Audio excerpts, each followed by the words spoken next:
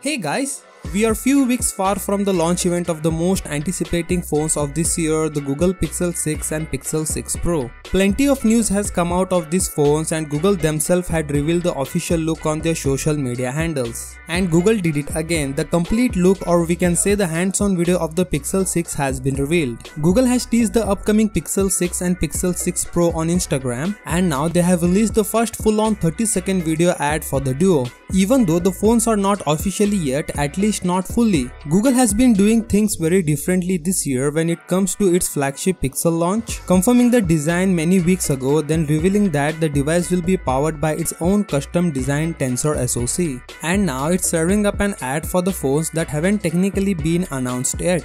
That's different for sure. As you can see, the ad showcased the new design yet again, putting the phones in the real people hands that gave us a better idea how it works in reality than the render we have had from the company so far. For just a recall, the Google Pixel 6 and 6 Pro will be powered by the Tensor chipset, a custom chip made by Samsung for Google Pixel, which is likely an unreleased Exynos chipset. The Pixel 6 will have a 6.4 inches Full HD Plus screen with a 90Hz refresh rate, while the larger Pro will have a 6.7 inches QHD Plus curved display with a 120Hz refresh rate. Both devices will have a single punch-hole selfie camera at the top. Camera hardware will be getting a much needed update. Both phones will use a 50 megapixel Samsung GN1 sensor for the main camera and a 12 megapixel ultra-wide camera. The bigger Pixel 6 Pro will have a new 48 megapixel telephoto camera. The video quality is expected to improve as per reports and perform as well as or better than the iPhone 12 Pro Max. Coming to the ad, unsurprisingly, a lot of the ad focuses on the customizability of the phones, achieved through the new Material You theming system in Android 12, which they will both launch running from day one.